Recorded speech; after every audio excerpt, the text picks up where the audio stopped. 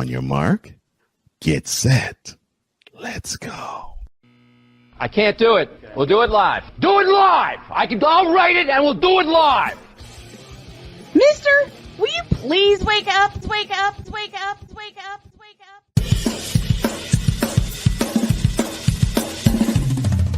Good morning. Kevin Durant, you should have left California.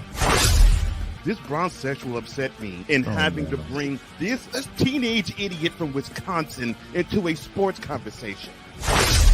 Are you really surprised the Cowboys are giving up on Ezekiel Elliott? Whoa. Hell no! Well, no one cares about baseball. Bitch, are you for real?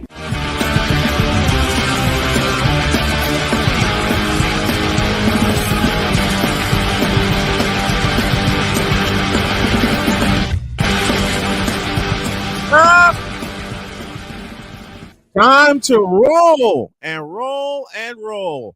Good morning. Welcome to the Tripped Out Totally Deets Thursday edition of Snowman in the Morning. And I went to sleep. I swear to God, I went to sleep. And I woke up and Kevin Durant is in Phoenix. What? So the Nets have basically sold their team up the river and down the stream since now they traded Kyrie Irving to Dallas and Kevin Durant is now in Phoenix. What the hell happened last night? Because I joined my boy A Pizzle on his stream, and then I went to bed. I wake up this morning, and there's all kinds of alerts on my phone saying Kevin Durant is in Phoenix. And I said, hell no, well, it happened. It happened. We will get into that. We will get into prop bets for Super Bowl 57. We will start to break down we'll do our full breakdown of Super Bowl 57 and make our picks tomorrow. And forgive how my picture looks right now. I'm trying to get it resituated. And Rod's in here already. And I'm tempted to say something, but I won't. But it ain't about, and I already know, typing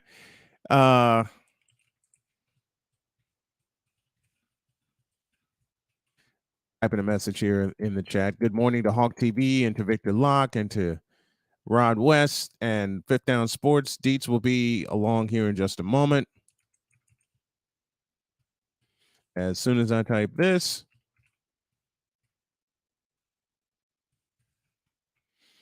What the hell is Kevin Durant doing in Phoenix? I mean, okay. I will say a statement you heard in the opening. Kevin Durant, you should have never left Northern California. Period. But no, you had to get Kyrie Irving in the middle of your ear saying we could do something in Brooklyn. Yeah, how'd that work out for you? D'Angelo Russell is back with the Lakers. Russell Westbrook is in Minnesota, and they'll buy his ass out. Good. That's my NBA talk for today. Cole Johnson will be along in just a moment. But there is a movie we need to eviscerate. And I'm not wasting any time. I'm not waiting around any longer. It's time early to get totally deets. Passionate. Come after me! I'm a man! I'm 40! Unflinching. Let's go back to losing. Parking was easier. Unrelenting. They're not gonna keep him off the field tonight! Totally. This one has a chance. Deeds.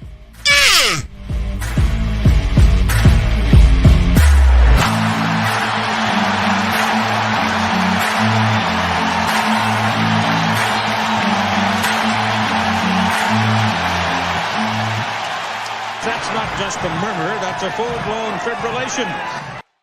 Here is the murmur turned full-blown fibrillation. The one, the only Chris Dietz. Good morning, sir.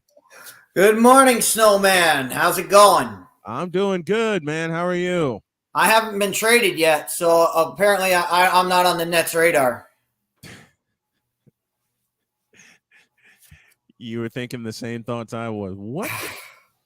Okay, before we get to the evisceration of Wakanda Forever. Oh, I'm sorry. I gave it away. Yeah. Sorry. Oh.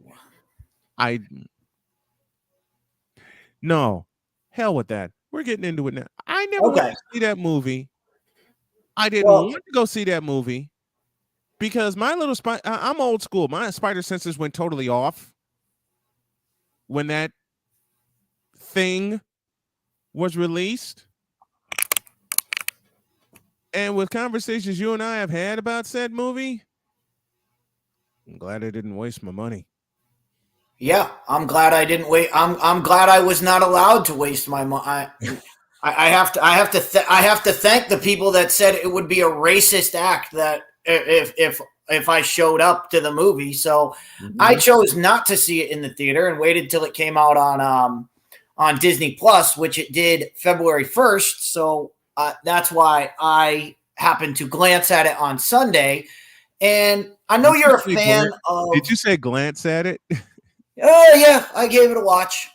And I know you're a fan of old school game shows. Which I remember the game show Name That Tune? I do.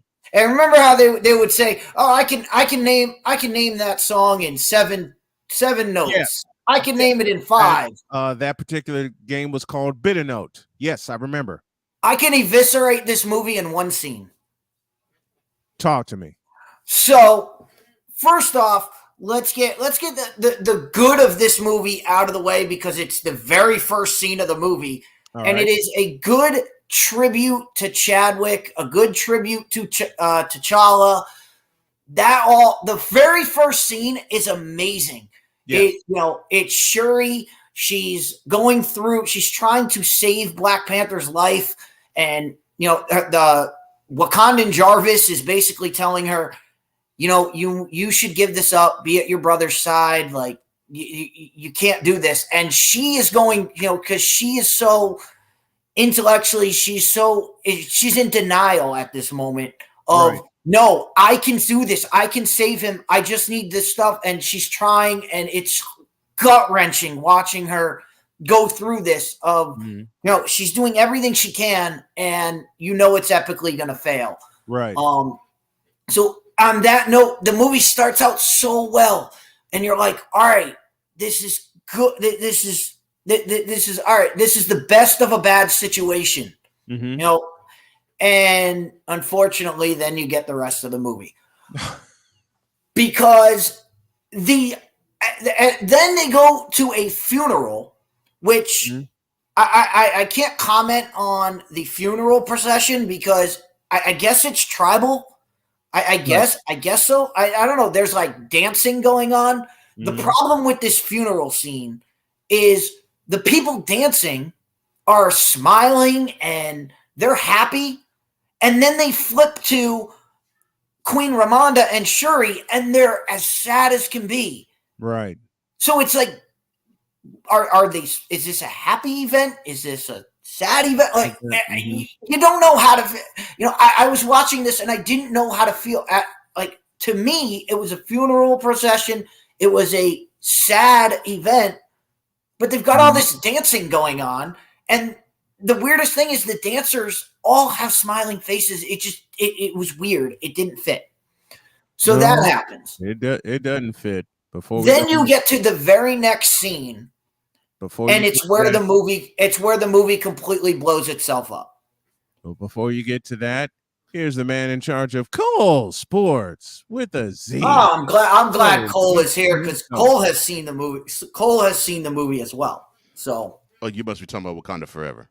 yes, I am. Oh, okay. And we are pushing the plunger on Wakanda Forever. Now, I will say once again, I did not see it. I didn't glance at it. In the immortal words of Chris Dietz, I didn't look at it. Not glance at it. Hey, Dietz said it first. Hey. I'm just repeating it. I didn't. Hell, let me be completely truthful. I didn't even bother because there was something. You know how you see previews for movies, and there's something in the preview that just didn't sit right. And it just seems off. Yeah. Mhm.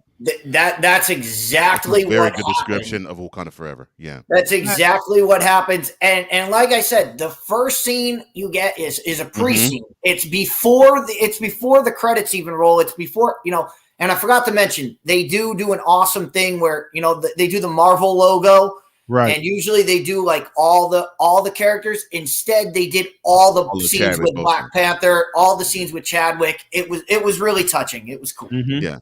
And what's the unfortunate part about Wakanda Forever. So the tribute to him was absolutely touching, and it was great before the Marvel intro. It was touching. I tried to follow the rest of the movie, but it was horrible, and it's so sad to say the first 15 minutes was the best part of the movie. As I was just saying, the first scene is awesome, and then I saw the rest of it.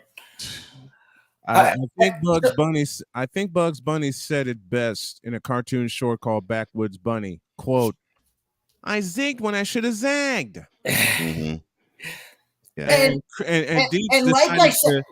Deets decided to pull my heartstrings in invoking "Name That Tune," and he was describing one of the games within "Name That Tune" called Bit a Note. I can name that tune in 6 notes or 5 notes, and then Deets says, "Quote, I could eviscerate this movie in one scene." And yes, I'm getting to that scene right now because Good.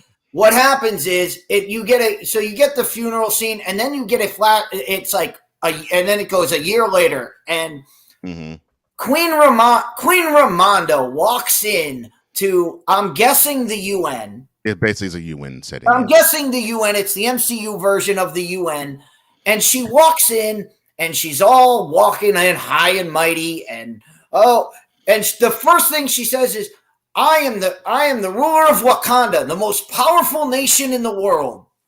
Stop right there.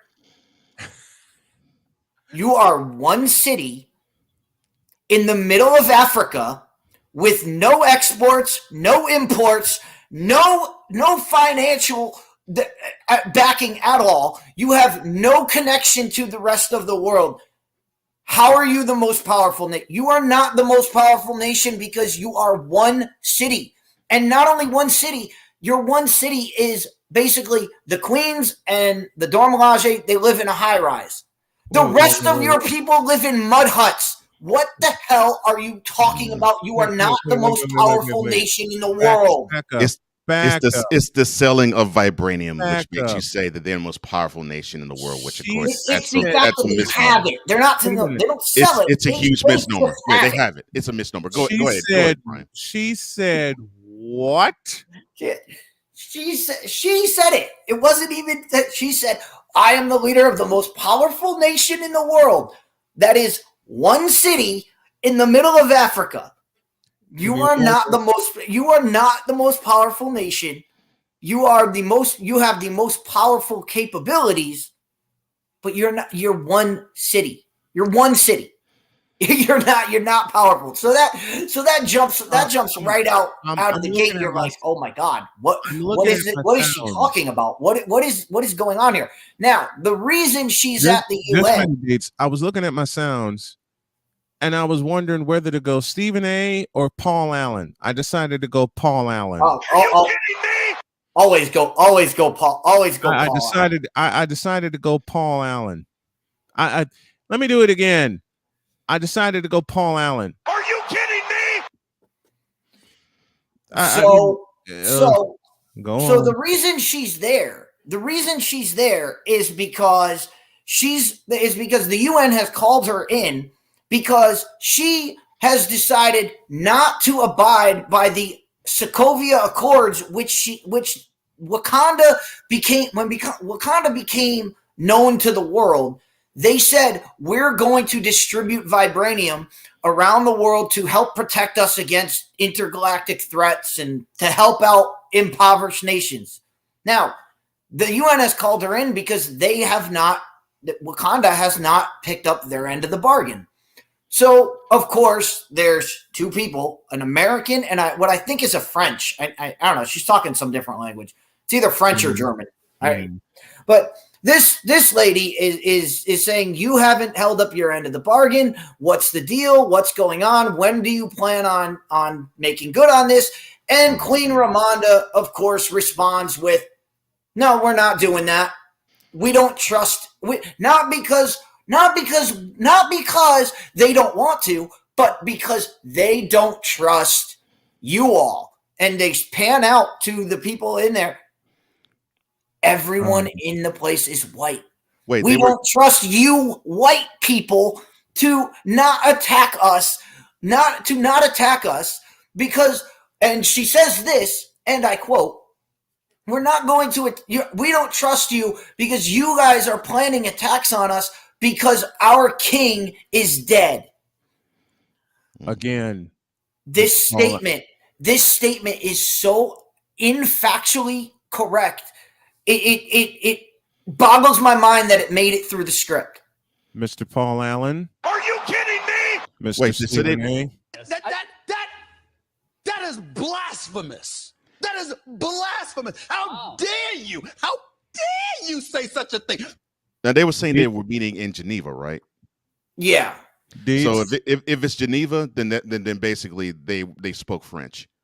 That's what I think it was. Vicky Locke chimes in, also taking consideration that T'Challa never bragged about Wakanda being the most powerful nation, and now this queen is boasting about her accolade. I bet this whole thing stinks of Batwoman. It's worse than Batwoman. But anyway, let me get back to my point here.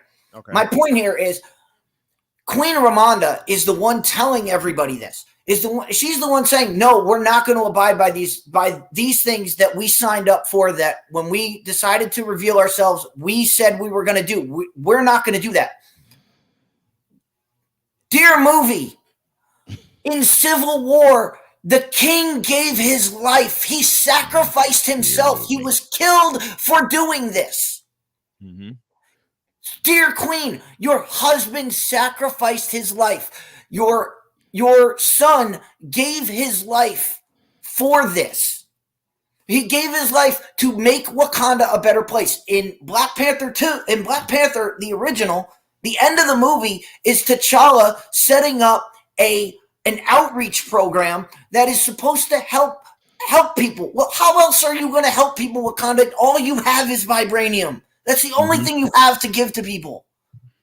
That was the plan. That was the plan going forward. So the queen is sitting there spitting on the graves of her husband and her son in one fell swoop.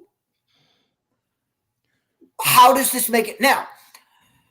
But it gets even worse because she says, "Oh, you guys are going to attack us. You guys are going to attack us because our king is gone." Remind you, this has been a year since. Yes. This has been a year since the funeral. Right. This is not the first. Movie. When what Deet describing, it's only 20 minutes into the movie. Note to movie. This is not the first time T'Challa has died. Remember, in Infinity War. Stop, Paul. He says, hold on, time out. Penalty flag on the field. That's right. Personal foul. That's right. This is what? This is not the first time this is not the first time T'Challa has presumed dead. I want Cole to repeat what he said. Oh, the Geneva scene? That was only 20 minutes into the movie. Yeah. This is only 20 minutes. This is only 20 minutes into the movie. And now a word from Stupid University. So I realized that I think even though it's not advertised, Right. there has to be a place for stupid people. We don't know because we're not stupid, so we don't know anything about it. It's like a secret club society. Oh my gosh. So I come to the conclusion that he graduated from SU, stupid university. Yeah, and all the stupid ass letters that go along with graduating high honors of being stupid. I can't do no more, man. Vámonos, dominos, vámonos. Stupid university, where everyone graduates magna cum stupid. Yes. 20 minutes. So remember at the end of Infinity War, when Thanos snapped and everybody got dusted. Yeah.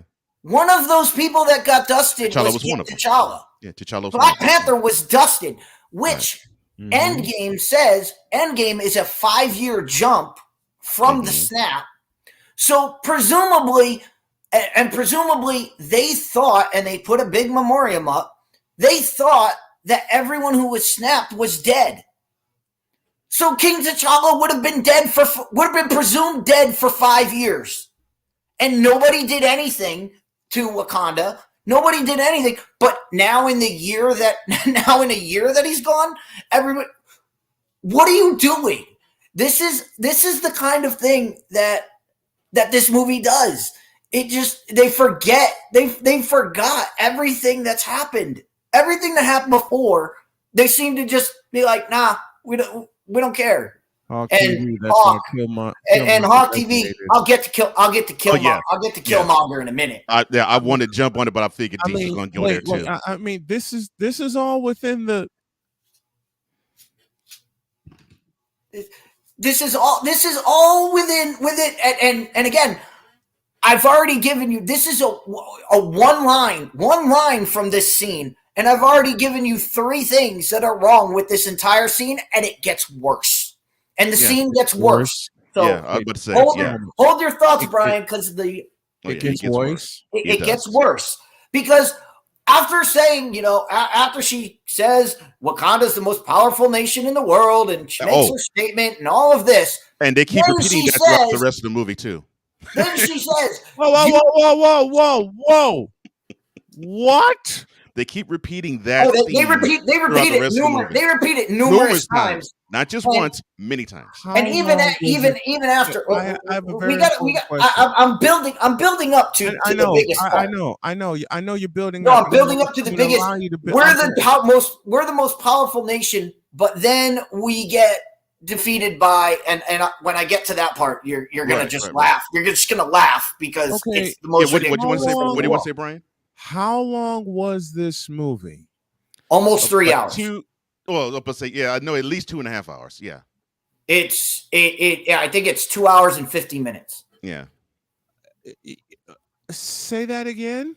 It's 2 hours and 50 minutes, and not 15. And I mean, if you there are prime examples of why it's 2 hours and 50 minutes. Let me hear that again.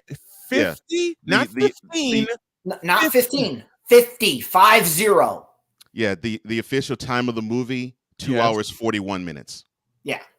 And then you add in the post credit. You add in the post credit scene, and you're at the 3 hour. It's funny you say that, Mr. Bass. My wife and I didn't even watch the post credit scene. I Mr. Bass, one more time. You didn't miss anything. All types of blue hell. You didn't miss much. But anyway, let me get back to this. Let me get back to this scene because it's so funny. It's so funny what happened. Leading from the Geneva Convention. It's so funny what happened. So she is basically telling everybody, "We don't trust white people. We don't trust you because you're white, and we don't want to give you vibranium." And then what she does. Then the movie hard cuts. The movie hard cuts to the Dora Milaje. The Dora Milaje are, I don't know what they're doing. There's some research vessel or something that for some reason some UN people have decided, hey, we're going to storm your vessel, and they think it's scientists that are doing it, but it turns out to be the Dormelage in disguise, and they trick them, and they capture the whatever the militant group is. They capture them all. Now, they cut from that scene, they cut back to the speech, and the Queen is giving her speech. And she says, we know that you are all coming against us, and we have proof of it. And the doors blow wide open, and they march these people in what looks like handcuffs and basically what. And I'm sitting there going, you understand this is an act of war. You just declared war. You just declared war on the coalition right now. The whole bringing them in. Everybody I mentioned this to has said, yeah, but they only took them as slaves. No, they captured them. That's and not they good made either. them prisoners of the last word is war. You just declared war on whoever's in the coalition. 5 different countries are now at war with you. And this is where anybody would look at that and go, I mean, if any other nation leader did this, it would be chaos. If Putin all of a sudden walked in and was like, you know what? We knew you guys were coming after us. Here's a bunch of Ukrainians that we captured. World War III would start right away. Right away. You'd be on nuclear. We'd be on nuclear watch. If that happened, if any other nation did this, yet Wakanda does it and nobody cares. They're all like, whatever. Moving. They're like, oh, well, moving on. And I'm like, and I'm sitting there watching this, and I'm like, you just declared war on the entire world. What are you doing? And my next 5 words are, you can't make this up. Oh, but they made more stuff up too. You can't. You really can't. You really can't, because that whole scene was put in there in the movie for one reason: to show that Wakanda is better than white people. That's the sole reason that scene was in there, because it did nothing to further the plot. It did nothing for anything else other than for Queen Ramonda to say, we don't trust white people. That was it. That's why it was in there. Now, that's the tweet. I'm a fair-minded person. Yes, you are. So I'm willing to sit here and say, look, Ryan Coogler, you were the writer, the director, the producer of this movie. I'm here to give you a tip. You could have had this. You could have had this scene. You could have had everything you wanted with one change of this scene. If they had just made anyone else giving that speech other than the Queen. Anybody else from Wakanda could have been given. She could have had an ambassador there, and they could have said, "This is our ambassador." And you could have doubled down on this. You could have made it a man giving this speech. He gives the same speech, but the very next scene, you cut to him being drawn in front of Queen Ramonda and her saying exactly what I said before of, my husband and my son fought for this. Why did you? This is not what we believe. You just start, and if she excoriates this guy, all of a sudden everybody goes, all right, this guy was just speaking out of his mind. He doesn't know what he's doing. And the Queen is really like, she respects her husband and her son's sacrifices, and you get everything you wanted out of that scene. And everybody else gets to go, all right, the Queen is level-headed and level-minded. Nope. They decide, we got to make Queen Ramonda do it because it has to be, it was a woman boss moment, and I'm sure that's what they were going for. Man, and that's it. That would have fixed the rest. That would have fixed the whole scene. And it's, again, like Cole said, this is the first 20 minutes of the movie. So I'm already sitting at the edge of my seat going, what did I just get myself into? I'm 20 minutes into this, and it's a train wreck. Can I pose a question? Is you for real?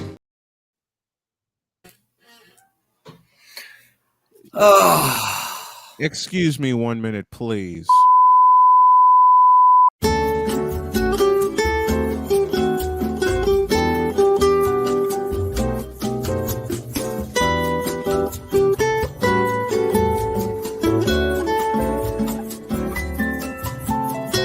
are experiencing technical difficulties. Please stand by. The host needs to collect himself for a moment or two. Please stand by. The host simply can't believe how people can be such dolts and idiots. Please stand by. We now return you to your regularly scheduled programming, already in progress.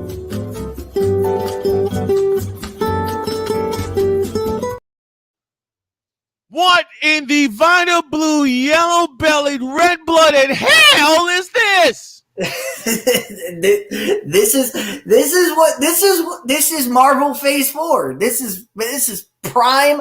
This is this is what they wanted to do. They wanted to end Phase 4 on this note. and I don't know what it is. First of all, you're muted. Cole, you're muted. Second of all, Cole, would you please read this comment because it's echoing my thoughts. I haven't even seen the doggone movie. I don't want to see the doggone movie. I have no thoughts and plans to see the doggone movie. Read this. Okay. Read this, please. All right. So Ryan McCarthy says, this is super woke Disney trying to take advantage of non-comic fans' blindness to the history of the comic book and calling it empowerment. It absolutely. That's a finalized statement. That is a finalized statement. It absolutely is. Can we get Thanos to Can we get Thanos to resnap and can we just snap Phase 4 out of existence? Go back. Let's go all the way back to Endgame. Yes. A Pizzle in the house with us. MCU is horrible. A Pizzle in the house with us. I had a chance to hang out with him on his final episode of the season of the Four Horsemen of Pick'ems. A Pizzle, I am putting this request out there, and for anyone that wants to help either host out, A Pizzle, could you cash at me something so I can get food? I'm glad I didn't eat before I came on this morning. Bad habit, I know. My doctor's Dr. Emilia Rodriguez, my wonderful physician, is going to yell at me. Hell, Dr. K is going to yell at me. But I'm glad for once I didn't eat. You made the right move because there's more. As I said to Cole on Sunday, as I was watching this movie, I said this we got through the train wreck. However, this movie is a train wreck followed by a 15-car pileup. That's what happens in this movie. It just this whole scene is the train wreck, and people just plow into it. But fender benders, it's fender bender after fender bender. Where are we at now? Where are we at now? I'm almost afraid. We haven't gotten to the action yet. We haven't gotten to the action or the villain yet. Yeah. So you go from that. Stop. Halt. Desist. I am scared out of my mind when my radio partner, Cole Johnson, and my other good friend, Chris Dietz, put the word villain in quotes. No, but the villain of this movie, the villain of this movie is one of it. He's got to be the worst villain of all time.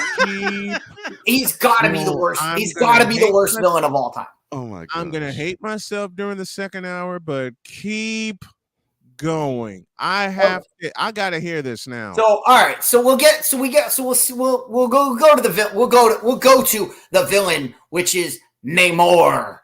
And I can't roll my R's the right way to do it, but Now he has wings on his ankles. Name what? Now his name. Namor. Now it's Namor because it's supposed to be Namor. Okay, there's a difference. Now Yeah. the reason they changed it. Mhm. The reason they changed the pronunciation of his name for two reasons. One, because they race swapped him Yeah. and made him an Aztec. Yeah. So he's a Mexican. So yeah, so they made him Aztec. But the reason they did that is because Namor is actually part of the Hulk series, which is owned by Universal. So if they had used Namor the way it's supposed to be, which Namor the Submariner is supposed to be who Namor is. He's supposed to be the Submariner. But they can't use that because then they would have to pay rights to Universal to use the character and to use the name and to use his likeness and all that. But because they changed him, because they race swapped him and they changed the pronunciation of his name, now they get themselves around that they get themselves around that. They don't have to pay Universal. They don't have to do all that. And that's what they do with him. Now, horrible. Now, that's horrible just on its own. An Aztec that has wings on his ankles. But here's the it's better than the wings on his ankles. Not only does he have wings on his ankles, but he has look, he's supposed to be like this Aztec god. He's supposed to be like the god of the fish people. Aztec god. I'm gonna hate myself for this request, but I'll make it anyway. Get in the lab and find this. You want me to? All right. Okay. He's supposed to be the god of the fish people. I only want to see it once. Oh, that's all you need to see. I only want to see it once. Go on. Oh my God. If I had hair as long as Deets, I'd have yanked it all out by now. And so go on, please. But you have Cole said he has wings on his feet, but he also has a beer belly. Yes. I mean, this guy looks as fit as I do. Yes. That's not what I want from my Marvel characters. I was expecting him to be, ripped and have abs and be some kind of a menace and be like, whoa, I'm scared of this guy. When he pops out of the water and I'm like, what is that? I'm not intimidated by you at all. I thought it was comic relief, dude. Seriously. They That's put what I wings thought. on his feet. They put wings on his feet. Mm-hmm. And he has a legitimate beer belly. I mean, it's noticed, and the fact that he's in the water all the time, so he's basically wearing swim trunks. I mean, if you want to call those swim trunks, call it that, so he's basically leaving. He's all out there. Like you would think you would. The first thing you would tell this actor is, "Hey, you're going to be in swim trunks pretty much 100% of this movie. You might want to do some ab crunches." So they made you would have told him that before the shooting started. It was almost like they grabbed this guy and was like, "Yeah, you're good for the part. Yeah, you don't have to get in shape at all. Just come on, just go." So they basically put wings on his feet to make him think he's Daryl Green, but the beer belly to make him think he's one of the hogs. Yes. Am I somewhat on target here? You were somewhat on target. That works. That works. So this is Namor. So, but all right. So. Oh yeah, and this stuff happened before Namor even comes upon the scene. Go ahead. Despite the fact that he looks ridiculous, that his whole look is absolutely ridiculous. Then you get to all right. I have said this for years on Fifth Down and when I did Trinity Gauntlet. I have said this for years. The hero makes the story. Oh. The villain makes the story greater. Mm-hmm. You said that in the years I've listened to Trinity Gauntlet, correct. You have always said that because one of the last episodes I appeared on Trinity Gauntlet was 2019 when Jody and I were living in Terre Haute, And that was one of the first things Dietz said to me. Go on, please. You're correct. Yes. You're correct in that, man. So that's what wrestling's based off of, right? With that villain right there. What you want from a good villain, is you want villainous characteristics, but you want the villain to have a plan, to have a plan that when you look at it, when you go, all right, when you look at his plan and you look at it from his point of view, that his plan has some way of succeeding. That if he succeeds, you're like, oh my God, that's diabolical. Like, and you can actually find reason and rationale with the villain. Yes. Now, Namor's big plan, his big overall plan, the reason he showed up is because the Americans have found a way to find vibranium, and they found it in the middle of the Atlantic Ocean, and it was disrupting his people. So he goes to Wakanda to say, you need to help us because we don't want to be found. His goal in this is not to be discovered. He wants his underwater kingdom left alone. He wants to be just left alone. Don't come near us. Don't do anything. We don't want to be a part of the world. We just want to live our life under the ocean. All right. Oh God, good plan. Like, go ahead. Like now you want that plan. However, oh no. However, he gets this plan. He's like, all right, so our plan, because someone obviously created the vibranium detector. So his plan is, well, let's kill the person that created this. All right, someone created this. You realize for them to create it, they would have to have blueprints because they manufactured it. How would you come to the conclusion, oh, they only have one of these? Like, who knows? Maybe they have thousands of these already in production. Like, the cat's out of the bag, bro. Like, they already have this technology. They had it on a ship in the middle of the ocean, which most Navy people would let you know that ship would be logging it where it is. So they already know where the ship last was. So they would be able to go there immediately and be like, well, if the ship disappeared, something's got to be here. Let's keep looking. So killing the killing of the scientist makes no sense. It doesn't accomplish any goal, anything of his. And so he realizes this halfway through his plan that, all right, this isn't going to work.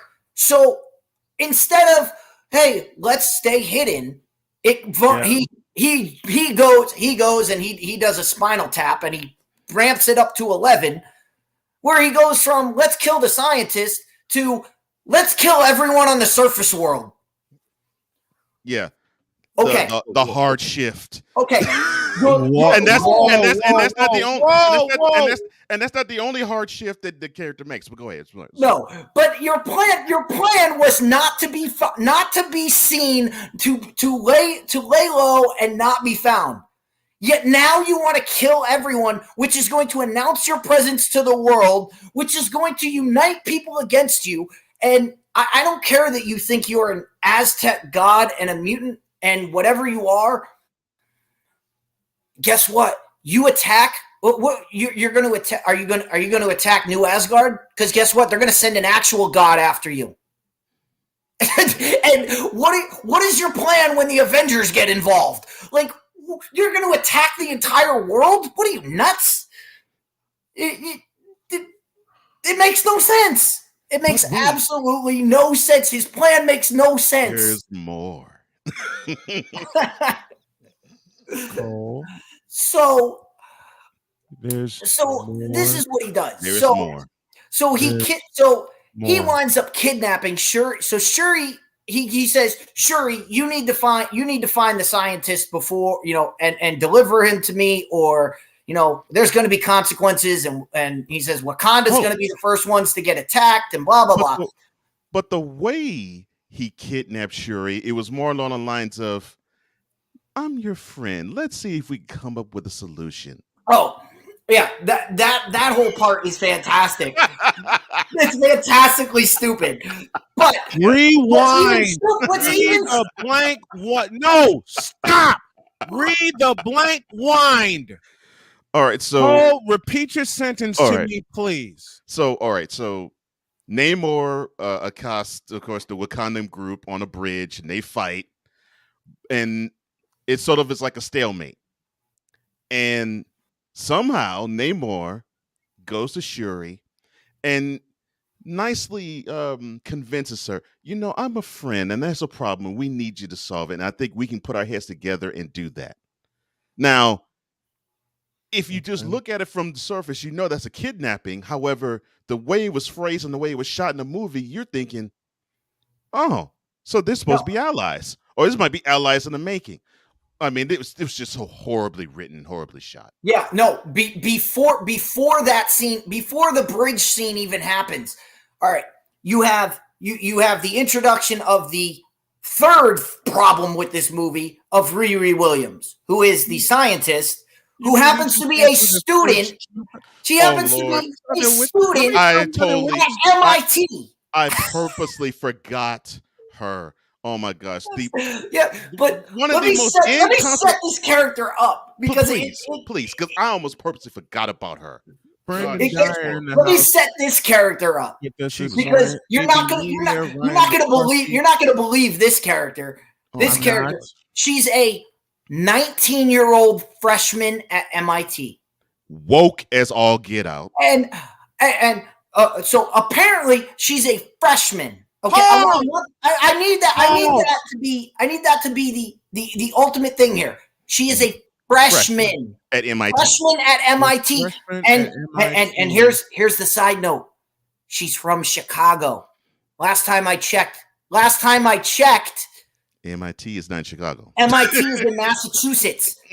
Okay? Now, I get it. People can go to college. People can go to other colleges, right? Right. But here's the problem. She has an off-site garage with a car, a motorbike, and all of that. In Boston. Again, she is a freshman in college. This is her first year there. How does she have a garage off campus, a car, and all of this stuff on campus? What is going on here? No freshman in their right mind ever. I went to school. My freshman dorm was basically a cubicle. I mean, no freshman has a dorm like this. No freshman has any of these. From where? From Chicago. But she's attending. But she's attending MIT, which is, of course, is near Boston. But she's attending it because she's, because she's a super genius. And of course, right. And of course, they get there and they're like, "Wait, you created this? Why?" And she's like, "Oh, I just did it because my professor told me I couldn't do it." So that's another thing. That just adds to my point about Namor from before. She made this for her professor for class. Okay. Yep. I don't know about you, but when I was in school and I submitted a project, I had to have all of my work submitted with it. So there's got to be blueprints of this thing. There's got to be blueprints. Everything's got to be submitted with it. That's every paper I've ever written. That's education 101. That's every project I've ever done. That's every paper I've ever written. So while this is happening, so they go there and then I don't even know her name in it because I call her Michonne from The Walking Dead, but so she's there because she's the leader of the Dormelage, and she's there with Shuri, and they show up in her dorm room and they're like, "Riri Williams, come with us. You need to come with us back to Wakanda." And she's like, "No, I'm not Wakandan, and I don't want to go there." So this is what Michonne says, and I quote, "Oh no, you can come with us, conscious or unconscious." Unconscious. You just admitted you're going to kidnap her. You're going to commit a kidnapping in the middle of a college dorm? What are you doing? And this is supposed to be the good guys. Yeah, these are the good guys. These are the good guys so far. This is supposed to be the good guys, right? So far, the good guys of this movie have declared war on the coalition. They've captured prisoners of war, and now they've attempted to kidnap an American citizen. I need 3 on American soil. What are you doing? On American soil. I need 3 large iced coffees right about now. So this scene ends with them going to her garage off campus, which somehow she has again as a freshman. Somehow she knows enough about Cambridge, Massachusetts to know, hey, I can rent this space out in here, and I can set all this. I can set up this computer that can hack NASA and all this stuff. Of course she can. Why not? She didn't grow up in a garage. A garage that has campus an old school Ford Mustang in it, and has a van, and has an Iron Man style armored suit with an arc reactor in the middle of it, because it has to be like Iron Man, so it has to have an arc reactor. She has all the blueprints for that up. Which leads to this. Oh my God, my stomach hurts. Which leads you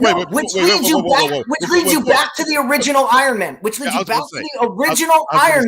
They even pull the same trope too. Where they're trying to make the suit. Wait a minute, what? And the people that work for Tony Stark, the greatest scientists of all, they work for Tony Stark. They make all this stuff. They say to Jeff Bridges' character, he says, Tony Stark was able to make this. And they say, well, I can't make this. I can't synthesize it low enough. I can't figure this out. And he says, Tony Stark was able to do this in a cave. And the guy says, I'm not Tony Stark. I'm not the greatest scientist. So this girl was able to make it in a garage out of spare parts. But the greatest scientists that worked for Tony Stark couldn't figure it out. Wait, what? Again, what are we doing?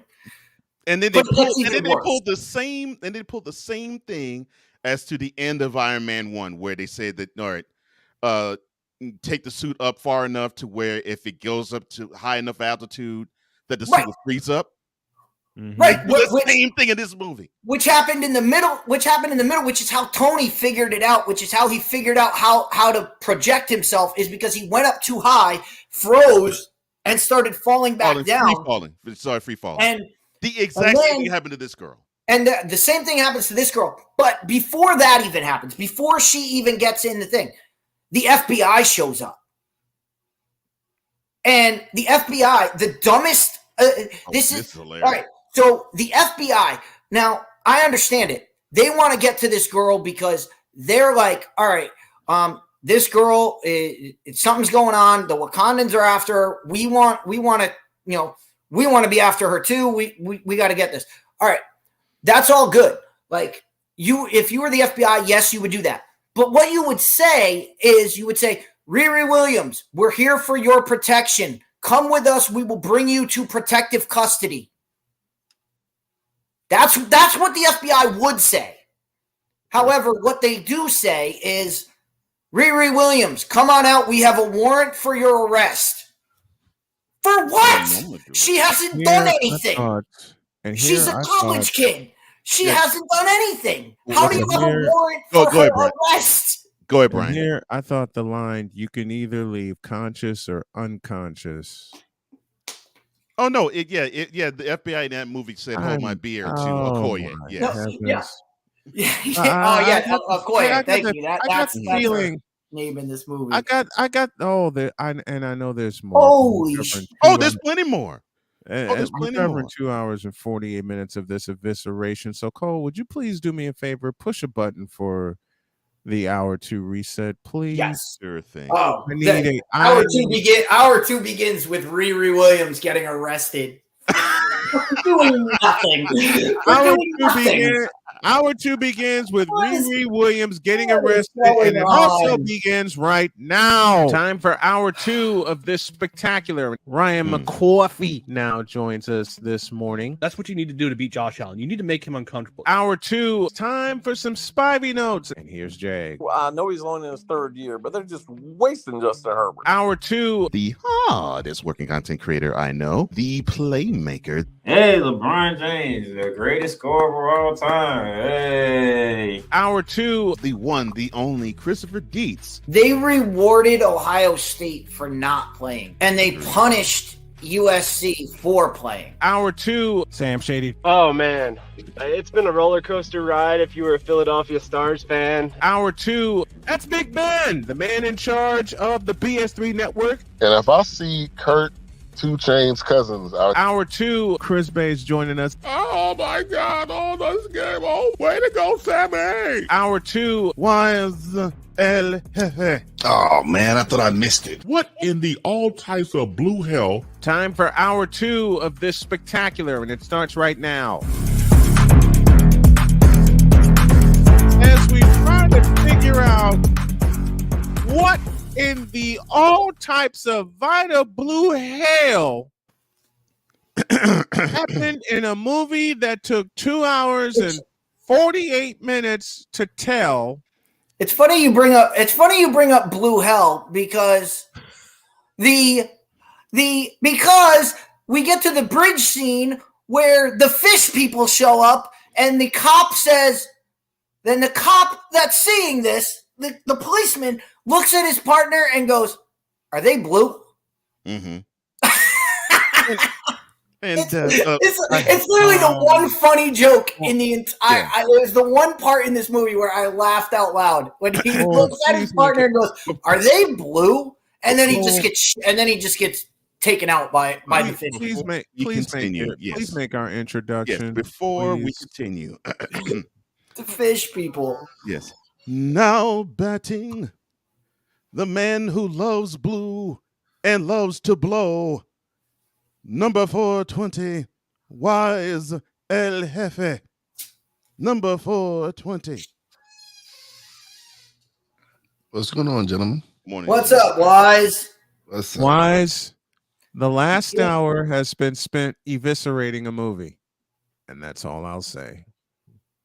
And we have, it seems like we have a lot more to go, but trust me, we're going to be able to fast track the next part because literally there is about a 45, probably 30 to 45 minute intermission where they just explain the backstory of Namor, and it takes That's forever. a very good way of describing it. It takes forever to get through. That's and a very good way to basically you can sum it up as, so Namor, they were Aztec, they got invaded by the Spanish, and when the Spanish came, which, by the way, the Spanish are all white people. So the I guess they were conquistadors or whatever they are. But they get in there and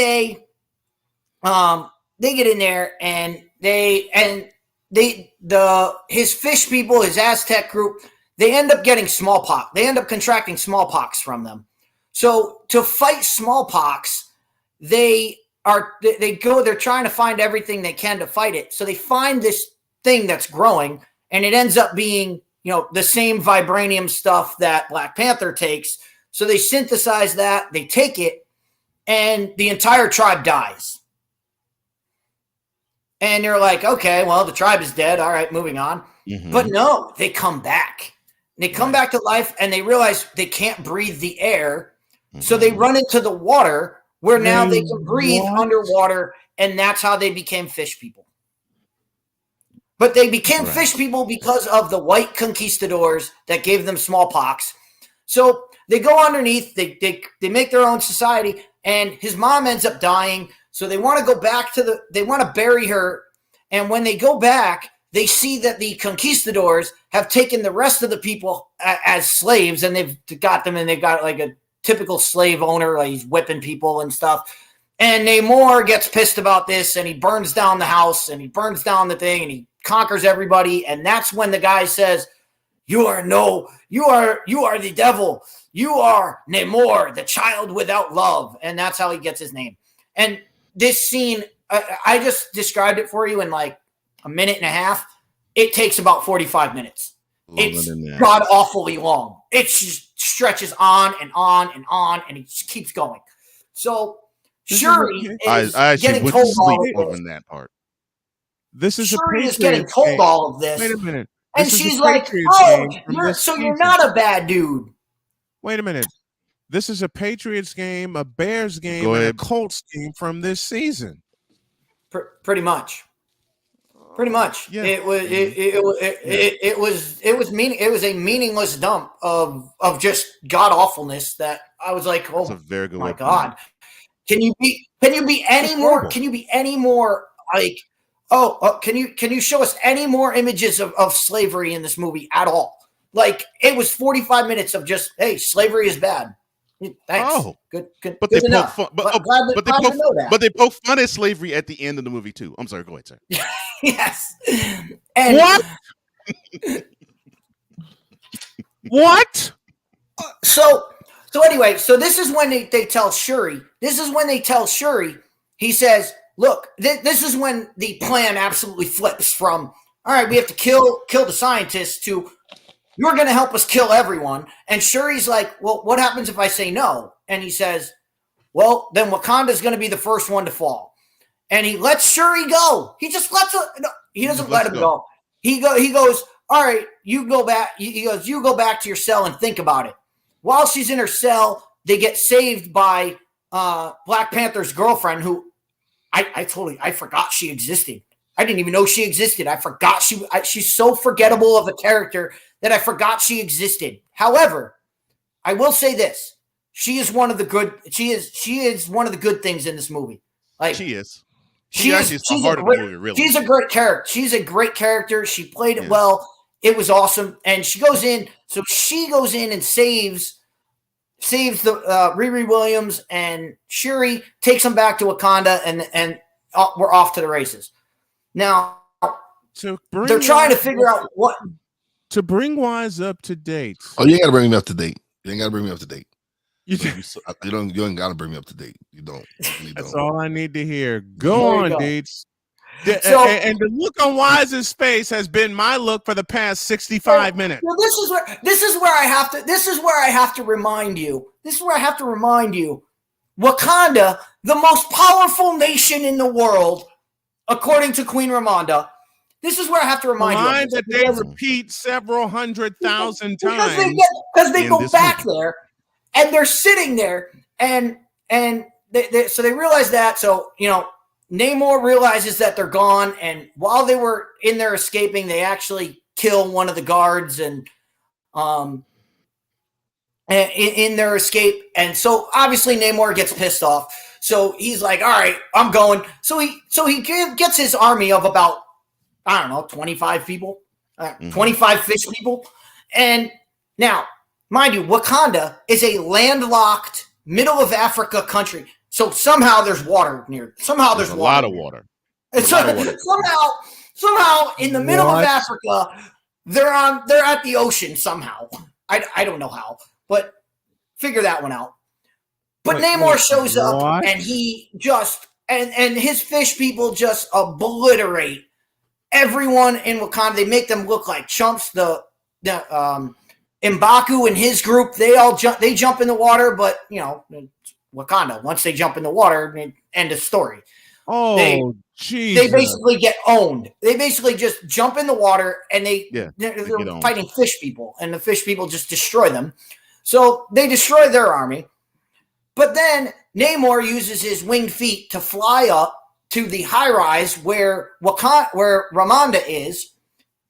And since she's protecting Riri Williams, he throws a water balloon at him. They call them water grenades, but come on, it's a water balloon.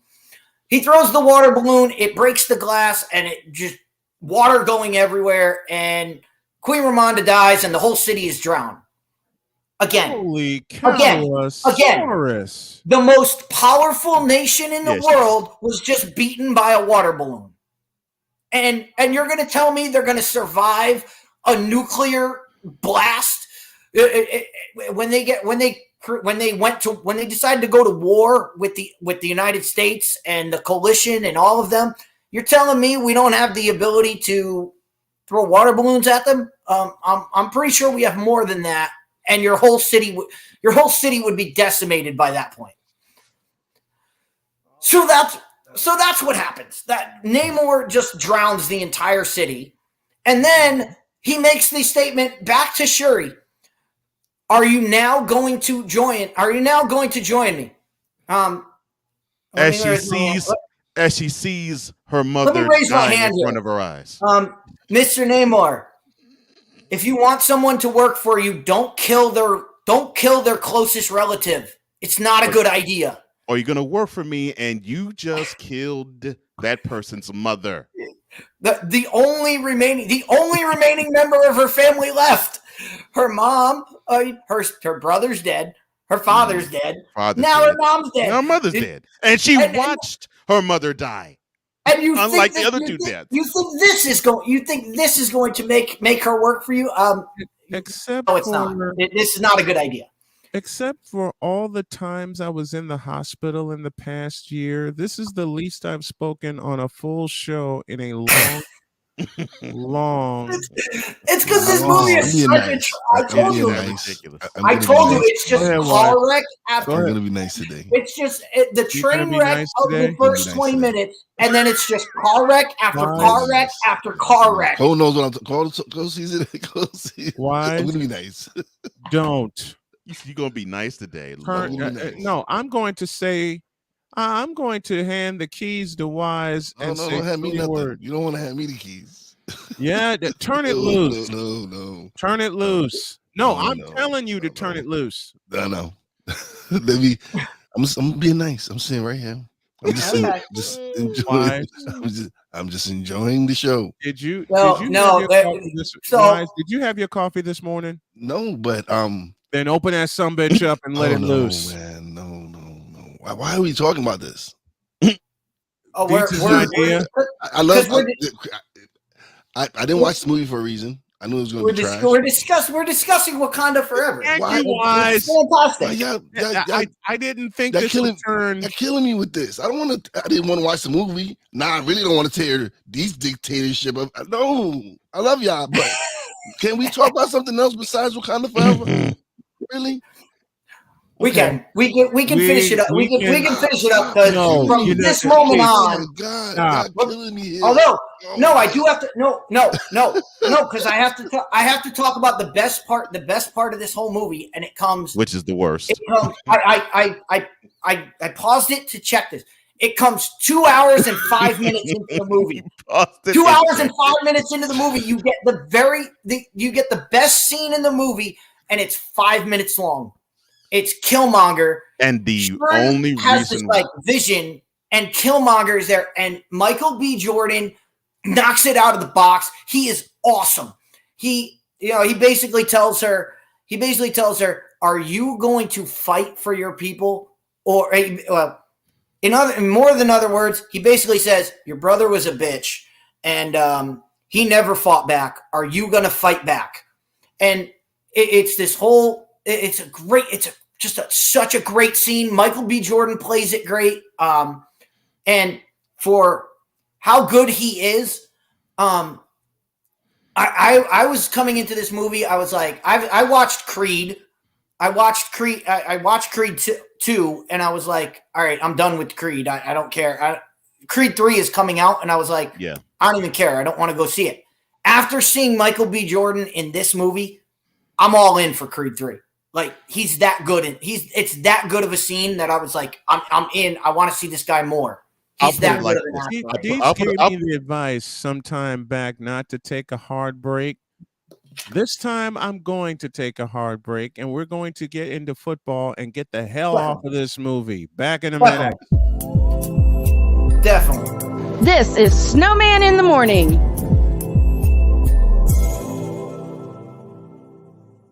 There's a 100% chance of a laugh thunderstorm.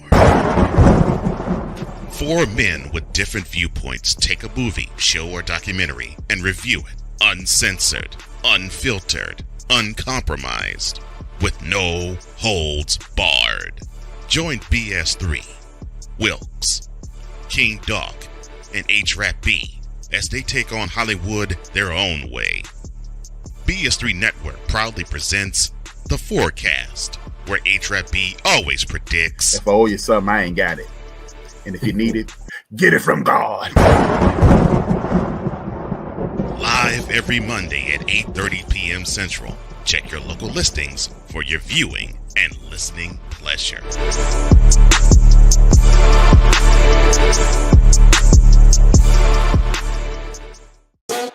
The original Think Drink is back. Level up with proven ingredients formulated to crush your competition. No gimmicks, no jitters, no messing around. Just high-potency results that keep you moving day or night. There's a new nerd in town, and we came to play. Nerd Focus. Smarter than energy. Are you waking up in the morning with a sore jaw, headaches, maybe even ringing in your ears, all because you're grinding and clenching your teeth at night? That's exactly what was going on with me. That's when I found this, the Brux Night Guard. Now, the Brux Night Guard redirects the bite force away from the back teeth, reducing jaw pain while still protecting the teeth.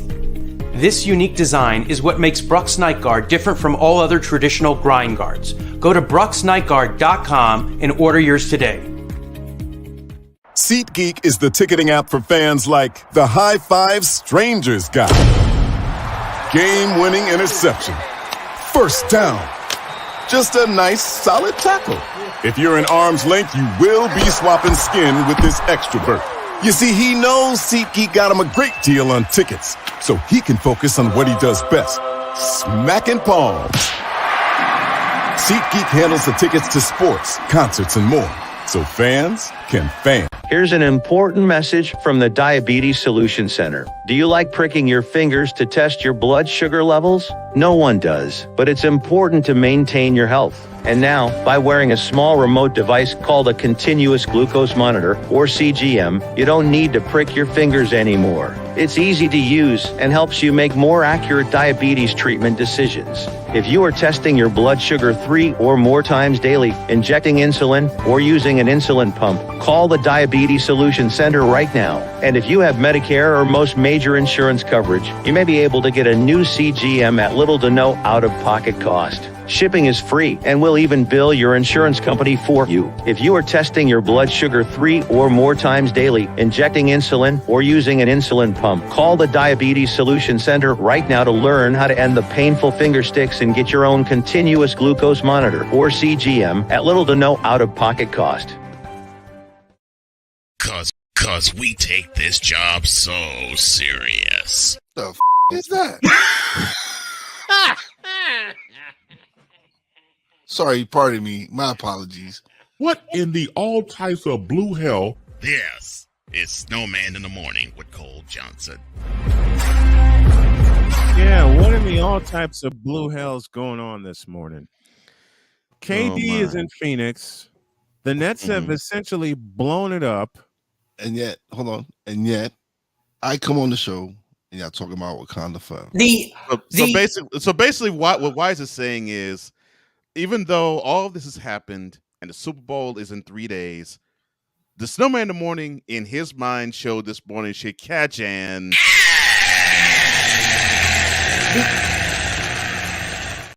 I agree with it for the first time. Yes. Yes. Yes. Oh, yeah. Yes. I knew it. I knew it. The fourth place Nets. They're in fourth place. They have a home game in the playoffs. They would have a home season in the playoffs, and they traded away their entire team. Well, okay. Well, they had no choice with Kyrie, I think, because Kyrie was like, "I'll sit out the rest of the season." It's the Nets. Who the hell is surprised? But basically, but the Nets are a soap opera, and they've been one ever since they moved to Brooklyn. Okay. Am I wrong, Wise? Because you live near there. Oh, listen, I'm a Knicks fan. It's a question I've echoed. I thought they messed up when they blew up the team of D'Angelo Russell, Clavius LeVert. They had because they were onto something. Jared Allen. Jared Allen. They were onto something. They blew it all up. They blew it all up for Kyrie and KD, and now everybody's gone. Spencer Dinwiddie was on that team. Mm-hmm. They had a young core, but they want to go and make the splash and make the super team, and they got nothing, trash. That's why I love the way what my Knicks are doing. They building piece by piece. We go out and get Josh Hart. I love that pick. We need that his kind of gritty player, his kind of play. Those are the moves you make. You don't. You've tried to build a super team with Harden, Irving, and KD. What happens? Nothing. Mm-hmm. And none of them are on the team now. And none of them. They were on the same as of this time last year. They were on the same team. As of calendar-wise, as of this time last year, and then February 9th of last year, they were on the same team. Now none of them are on. And then there's the curious case of Ben, you know who. And we haven't played one of those things in a while. Have we ever anybody seen this dude? Do we actually care? Have we seen him anywhere? Nobody cares about Ben. Nobody cares about Ben. Wait, you said you should play an APB for him like we used to? Oh my gosh, that's hilarious. Hawk TV in the comments. Y'all think Ben Simmons stays? Who the cares? Oh my Who cares? Gosh. Oh Lord, you all you think Ben Simmons is rethinking all that? I got my way out of Philadelphia to come to this. Listen, you think Ben Simmons is thinking I should have stayed at LSU a little bit longer instead of playing only 15 you think games? Jacques Vaughn is like, what the hell happened? Like, but seriously, and Jacques Vaughn is next. Seriously, it's moments like these that I need the Sandlot quote. If you were thinking, you wouldn't have thought that. And don't let me get on the D'Angelo Russell. What the hell Minnesota's thinking? D'Angelo Russell, as Shaquille O'Neal once famously I don't care. Listen, he snitched. He's back home in Los Angeles. Oh, go ahead, Wise. Why would Minnesota want to take it? I get it. Russell for Russell. Minnesota's doing good this year too, aren't they? Yeah, Minnesota's in that mix in the West. Yes, that's why. Yeah. Why would you want to give it? So why did they blow up? Why did they blow up their team? Like what is going on? Because I think they believe that Westbrook would probably be the number one guy there. He will not. They don't believe anything. They got him to buy out his. They got him to buy out his contract. He's not going to step foot on the floor for that. Not going to. There's no way he's not going to play one moment for Minnesota. Wait. Someone's going to intercept that and take him. Yeah, not the police. It's him. Someone's going to take him. Oh Lord! For some god awful number, and that's about the only thing I can come up with. There's no way. There's no way. Jump. Now you have to understand, Westbrook is not a Timberwolf. He's a Jazz. Oh yes, yeah. That's what. Yes, he's a Jazz. Conley is going to Timberwolves. Minnesota actually got the benefit of that deal. Actually, they got Mike Conley and the Jazz finished blowing up their team. Nickeil Alexander-Walker, and that started in the offseason. And then the Lakers get Beasley and Vanderbilt along with Russell. Yeah. Again, who? Jesus Christ. Thank you, Deets. Hey, McCoffee, what's the brew this morning? I need lots of it. And let's hold on. Let's just celebrate this for what it is. D'Angelo Russell is the savior for the Los Angeles Lakers. No, he's not. Can we have the white bread He's not choir, the savior, please? but they improve. Hey, you know what, Deeds? I will honor that. I will do that. I will honor that request. Now a selection from the Wonder Bread Choir entitled "Lakers." This proves your front office sucks.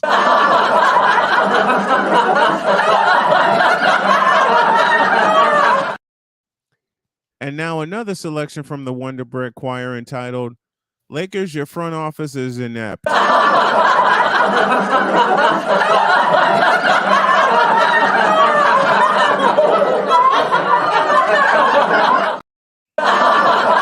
So they All right. trade him All right. away, and he all of a sudden comes back. What was the need to trade him in the first place? I will borrow from the legendary Wise with this. Cause we take this job so serious. The f- is that? I Cause we take this job so serious. The f- is that? that look right there. What was the need to trade him? It's like if he's going to come back, and you had your eye on him, because obviously they had their eyes on him long before now. Why'd you deal him in the first place? Okay, so Bishop Rod Graham Jakes of New Victory King James is in the chat. I'm going to make a request of Sick Diggy. Get him out of here. But before you boot him, I don't remember asking you a thing. Now get him out of here. Boot his ass. Fool. Because apparently your coach, Bill Belichick, didn't know how to make adjustments either, and that cost you the postseason. Anybody remember the Raiders game? Speaking of football, this Sunday at 6:30, the main event, Super Bowl 57 in Glendale, Arizona. It's the Kansas City Chiefs, top seed in the AFC, and the Philadelphia Eagles, the top seed in the NFC. And Chris Dietz has some prop bets for us. You mean there's a football game around a Rihanna concert? Yeah. Let's get that straight. Football game. Yeah, football game is basically football game is sandwiching a Rihanna concert. Yes. You just made my stomach curl again. Quit that.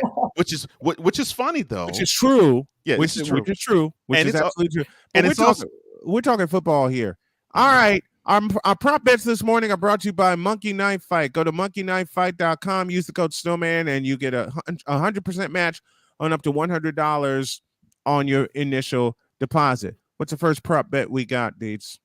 Well, it's always the first prop bet because it's always the first thing that everybody looks at. And we all know Chris Stapleton is going to be singing the national anthem. Good voice. He's a country singer, by the way. Love his voice. Love his voice. Love him. Wonderful guitar player. Beautiful voice. So the typical bet is always over or under, but the over under that they give this year is 2 minutes and 3 seconds. So what do you guys think? Over or under 2 minutes, 3 seconds for the national anthem? Under. I'm going under. I'd say 2 minutes. So I say under. I think because it's Chris Stapleton, I think he goes under. I don't, if it's a female singer, they usually hold out that last note, and that's what gives it the over. With Chris Stapleton, I don't think he's going to do that. I think he's just going to sing it straight up and do what he does. So I'm going to say under. Next prop bet, please. Next prop bet is, what will the dominant color of Chris Stapleton's outfit be? Black or other? Black. Other. Black. I'm going other. Going black. I'm going black as well. If you've ever other. seen pictures of Chris Stapleton, he's never wearing a different. He wears black. He is basically the embodiment of Johnny Cash. So the man in black. So look, the Super Bowl is not a time to go off brand. I think he stays on brand. I'm going black. And Vegas knows they don't put black and other in there for a reason. They put other in there to entice you to get that. They know it's going to be black. That's why Vegas they know which way. They know which way he's going. Next prop bet. Who will be the first shown on camera? Patrick Mahomes or Jalen Hurts? Jalen Hurts. Patrick Mahomes. Jalen Hurts. I gotta go with Cole on this. Wise? Who do you think? Who do you think will be first shown on camera? Patrick Mahomes. I'm going with the guy. I'm going with those guys. I'm going with Patrick Mahomes because the casual fan knows Patrick a little more. He's the big name. True. He's the big True. name on the marquee. Let's True. not kid. He is the bigger name. All right, let's not kid. We know who the bigger name on the marquee is. What's up, Underrated Darkness? He's the better. See you again. Darkness in the house with us. What? Okay, what's your next one?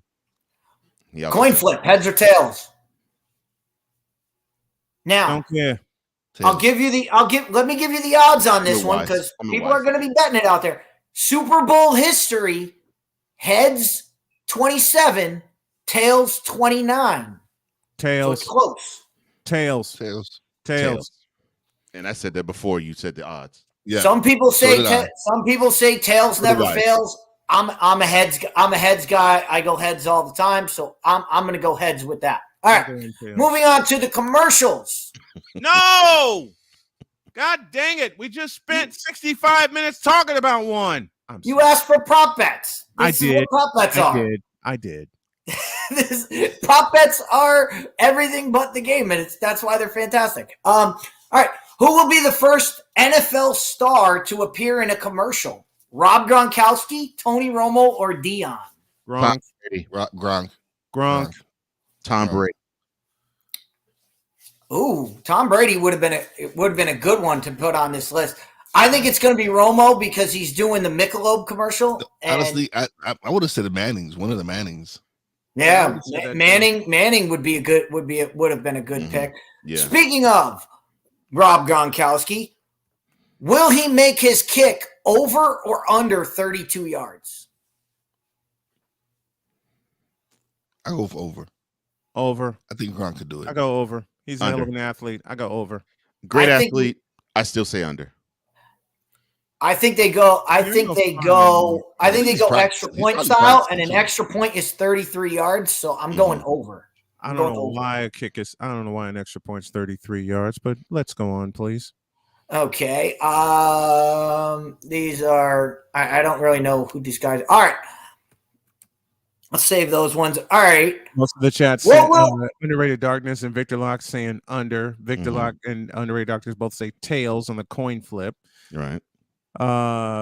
Underrated Doctor said Patrick Mahomes, first quarterback shown. And all right, Victor says Gronk for the commercial. Yeah, go ahead. Yeah. What will be the main color of Rihanna's first outfit? Now the choices are black, gold, silver, white, green, purple, red, yellow. A lot of choices. Next one. Don't give a damn. Next one. Okay. Well, since you don't give a damn about the color of her dress, don't get too. What's the first song she's gonna perform? Black said gold. Victor, I was gonna make an even funnier joke because the next one is what color hair will Rihanna have? Again, don't give a damn. Next one. No, yes.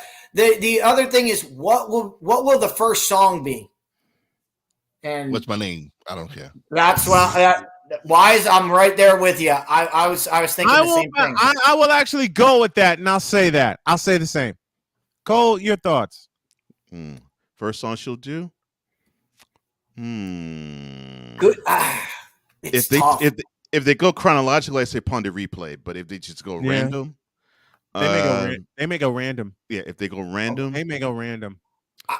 Also, please don't stop the music.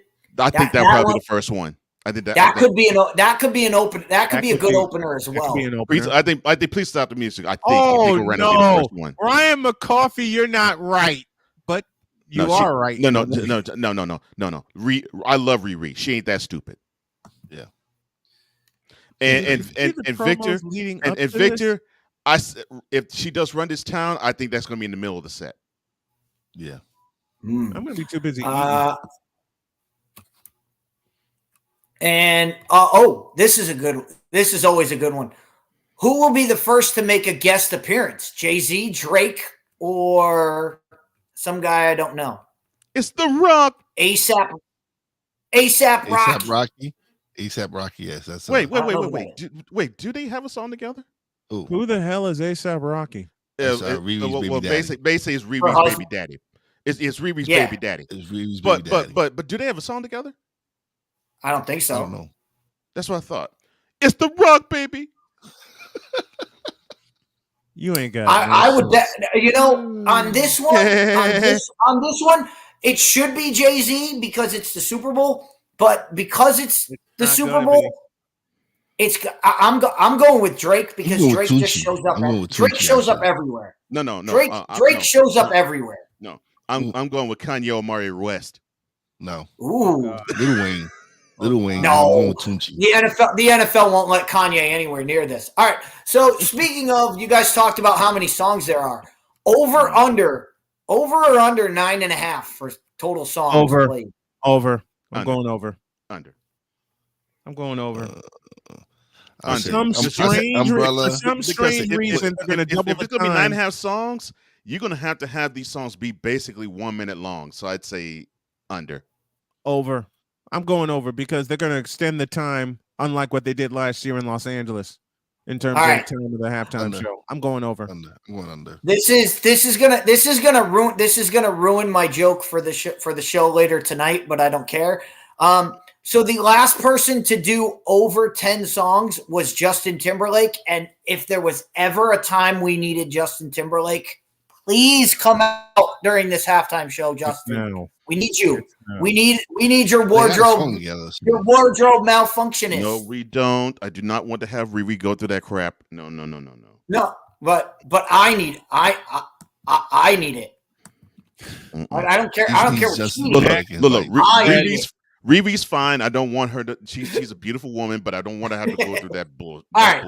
Here. Let's get to happen. Really that malfunction happened in your hometown. Yes, that happened in Houston. Yes. Who will score the first touchdown? Eagles or Chiefs? Eagles. Wise is contemplating, y'all. I'm not going against my NFC beast brethren, so I'm going with the Eagles. Do you make a unanimous call? Yeah, Eagles. You say Eagles. Yeah. Eagles. Well, I'm going Kansas City as the first touchdown. They get the first field goal. They won't. I can see Chiefs get the first points, but I see the Eagles get the first touchdown. Kansas City first touchdown. It says first touchdown. Here's the interesting bet about this. Okay. No touchdown scored is paying out $10,000. These are two good offenses. There's no way. Yeah, this game will have no touchdown. That's why it's so high. That's why it's so high. There's no way this game will have in the first quarter. Underrated darkness. No. One was with you about that, bro. And Victor, we're with you on that one. No, please. No, please. Victor, first touchdown scored. Victor's going with the Eagles. And underrated darkness going with the Chiefs. All right, what's the next one? All right. Who will have a longer pass completion? Jalen Hurts or Patrick Mahomes? Patrick Mahomes. For some stupid reason, I'm going Patrick Mahomes. I'm actually going to go with Hurts. I think Hurts. Yeah? I'm going with Hurts. I'm going to go with Hurts. I think the receivers that and AJ Brown will make that completion. I think yes. I think I'm going the other way on that. I'm going the other way on that one. I think it'll be Devontae. A big one. Devontae is their deep threat. Oh, you think it'll be Smith? Okay. Yeah, I think it's going to be Devontae Smith. But I either one. Hurts will make the longest completion. Next one. Yeah. Next one. Who will score a touchdown? Jalen Hurts or Travis Kelce or both? Both. I think it's both. If the question is the question is just who scores. But if you have one that's who scores first, I think Travis Kelce scores. Yeah, but if it's first, it's Kelce. I go but if Kelce. it's period, both. Yeah. Period. Yeah. Both. I'm going with both. I go both. Will a picture or video of the Kelce brothers be shown during the Super Bowl game? Yes or no? Yes. Hell yes. Yes. It'll be shown during. It'll be shown during before the the game show. It'll be shown before and during. Out of here. That question about who's the first celebrity you're gonna see first, it should have been like Kelsey's mom. Yeah, Donna. Mm-hmm. Donna Marie, rest your soul, baby girl. Daddy misses. All right. I'm not gonna ask the next one on the prop bet sheet because you guys will do this tomorrow. But the next one is what will the final score be? Yeah, we'll do it tomorrow. And I will give my final score tonight on Fifth Down Sports Show. So be ready for that. All right. Now we get to the post game. We get to post game prop bets. We'll do post game. There's post game prop bets. Good Lord. What? All right, keep it going. What color of Gatorade will be poured on the winning coach? Blue. I'm going blue. Blue? Orange. Oh no, Victor! Wait! Victor Lau has the perfect prop question. Yes. Victor just shut it down. Victor just shut the prop bets down with that one. There was some mention of Michael Irvin's absence. Yes. Hell yes, there will be. Victor just shut that one down. Okay, so on I guess when they did when King Dog was on Radio Row yesterday, they kind of touched on that. I did too on Cold Sports. Yeah, you did, and that was your breaking news portion, wasn't it? Mm-hmm. Yeah. Mm-hmm. Oh, by the way, Cole, I lied. 25 live listeners on the radio network yesterday. Thank you, man. Appreciate that. Ooh, this is an interesting one. I didn't see this one before. Who will the MVP thank first? Teammates, God, city, or coach? The middle. The Lord. The Lord first. The Lord. If you bet on this and you don't bet on God or Jesus, I can't help you. I love you, Deets, for that. He's prop bet of the bunch. And the last prop bet, of course, is who will win the game, and of course, you guys will do that tomorrow. I'll do that later on my show when we completely break down Super Bowl 57. That's the prop bets. That's the fun that we're gonna have. Let's do some trivia. Let me cue up my my sounds here. 100%, Ryan. Like Pastor 57, always bet on black, always bet on Jesus. That's right, brother. Now that you bring up your trivia, right? Yes, sir. There was something a long time ago I told you needed to do with your trivia, which you still haven't done. And that is? You need to do your trivia for Instagram. You need to do no. Yes, you do. Been there, done that, tried that. No. You I'll do the really shorts, but I'm not doing it for Instagram. No. Your stuff is good. Hell to the no. Man. Tried that. Hell to the no. I did that in September and it flopped. Try harder. But go ahead with your questions. Shut up. Go ahead. Try harder. Oh Lord. I may cut a few of these. That's what Rod's Patriots should do. Try harder. Oh my. Dumb mother. Sorry. I don't you know what? I'm gonna do it. Snowman, you got your trivia. This minute. Hey, my wife told me to do it this morning. Hold on. I will not cuss.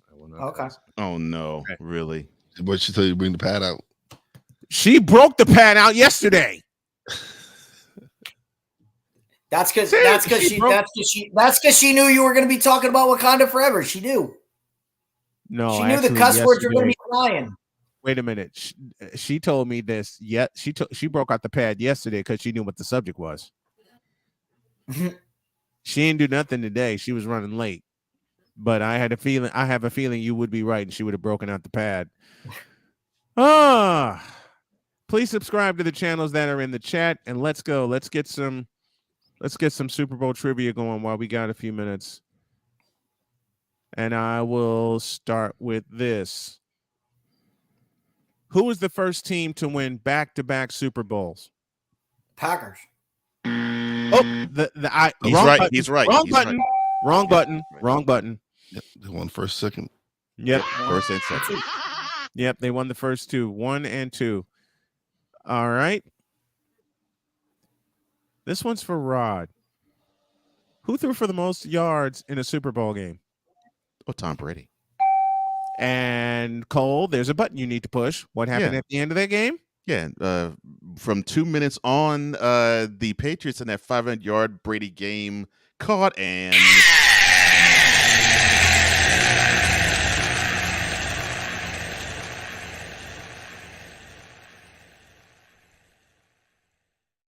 you for that. So moments like that, I enjoy that.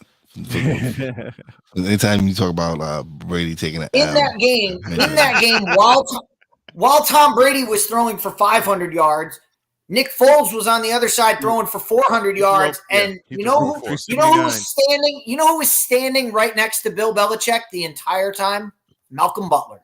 Malcolm Butler, who he for no reason to play that game. We still do not. We still have no explanation 5 years later why he did not play in that Super Bowl. 5 years later, we still don't know.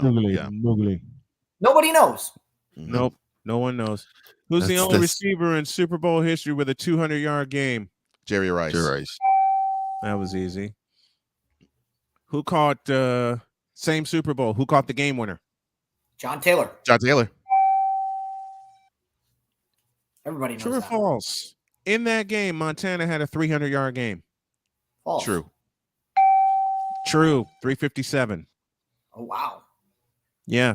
And he held the record. Because Rice had 215 of those. Yep. 11 for 215. And who was the inspiration behind the final drive? John Candy. John Candy At the Joe Robbie Stadium, Miami. All right. Who was the first team to score 40 points in a Super Bowl game? Steelers. 40 points. Bears. I heard it. Say it again. Bears. 46-10. Super Bowl 20.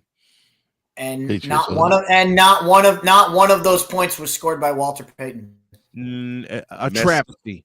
A freaking crime and a travesty. That was that was a bad decision by Pittsburgh. The biggest job in the world. How do you not give the ball to Walter Payton? Yeah. The guy that you associate most with the Bears. Yes. He only had 14 carries for 40 yards in that game. Yep. Try this one. Who holds the Super Bowl record for longest touchdown reception? Antonio Freeman? Darn. Longest touchdown reception. Or was it Ajay Rison? No. Okay. So it's not that. Lynn Swan. Okay. Say again? Lynn Swan. No. I know it's not him. No. Drew Pearson. No. 88 Jerry for the Rice? Cowboys. No, it's not Rice. I'm trying to think. Just guessing out guys who score long touchdowns. Y'all are going to kick yourself for this. And Cole, you especially. Muhsin Muhammad. Oh, Lord. I totally forgot about that touchdown. And that, and the reason why he says me, that was in Houston. I'll be doggone. I totally forgot about that. Yep. Muhsin Muhammad, 85 yards from Jake Delhomme. Well, when you think of and when you records, mention it, now I'm Muhsin seeing the Muhammad. play. You saying it, now I'm seeing the play. Who holds the record for which team holds the record for most points in a quarter? Washington. 35. Super Bowl 22. Let's stay there. Who's the only running back with a 200-yard Super Bowl game? John Reagan. Tim Smith. Huh? Tim Smith. Timmy Smith. 22 carries, 204 yards. I know if I ask who has the only 200-yard receiving game, that's a dead giveaway because that's Jerry Rice. You already said it there. But in that same game, there was another receiver that caught 100 yards worth of passes. Who is he? That's a good question. Not Taylor. I know it's not John Taylor. I know that. Not John Taylor. Roger Craig. No, it's for the He got it. Yeah, he got it. He got it. It was He got it. But you know what? When you threw me off, you said receiver. Yes. Yeah. Yeah. Roger Craig caught threw me 9 off. for 101. True or false? Super Bowl 19. Both quarterbacks threw for 300. In which Super Bowl? 19. 19. Okay. False. Oh yeah, Marino and Montana. True or false? Yeah, Marino Montana. True. You said true, false. I'm sorry. Marino threw for 318. Montana threw for 331. Oh wow. Who were the last two quarterbacks to throw for at least 300 in the same game? Brady and Foles. Yeah, 52. Who was the first quarterback to toss a 400-yard Super Bowl game? Kurt Warner. I've said that so many times. It's not funny. Great show on turf. Same game. Who caught the game winner? Isaac Bruce. Isaac Bruce. London Fletcher. London Fletcher caught the game winner. He caught Kevin Dyson at the goal line. No, it wasn't London Fletcher. It wasn't London Fletcher. Because I don't even think he was on the Rams. It was Kevin Smith. On the Rams. Right. Kevin Smith made the game win. You know what? I hate you, Victor, but that's the question that Negro be threw lying. at me. Negro be lying. And he threw that at me when he went. Who was the first player to score 3 Super Bowl touchdowns in a game? Roger Craig. Yep. Now try this. Who's the only person to score 3 rushing Super Bowl touchdowns? Okay. It's not Franco. Emmett? No, it's not Emmett. Terrell Davis. Got it. Yep. Terrell Davis. On it. Terrell Davis, Super Bowl 32. I don't know why my brain wasn't going to the Broncos in the late 90s. I should. I was thinking it. I was like, wait, it's either Elway or TD. And yeah, it was Terrell Davis. Yeah. Mentioned longest reception. It's held by Muhsin Muhammad. Who had it before him? Jerry Rice. Les Swan? Or was it Frank Harris? I don't know. Or was it Antonio Freeman? 81 yards. Yeah. Now, who has the longest Super Bowl rushing touchdown? Nate Parker? You're close. Got the last name right. Willie Parker. Willie Parker. Name. Okay, Willie Parker. Willie Parker. But I'll give you a ding for that. Where did that take place? Detroit. Yep, it sure did. Which stadium has hosted the most Super Bowls? New Orleans. 10 of them. Who's next? Miami. With 9. Which stadium hosted the largest crowd in Super Bowl history? Dallas. SoFi. They had people outside. No, really? Wow. Okay. Superdome. But that's not a bad guess, though, bro. No, it's not. The I thought you were going to say it, Chris. The Coliseum. Well, all right. MetLife. Hell no. I mean, that stadium holds 80,000. So, but it's not the largest. I know it's not the largest, but that stadium can hold 80,000. They can actually expand to 100. They just didn't for that one. They didn't for that one. But I'm surprised it's not Jerry World, though. Wow. Was it Detroit?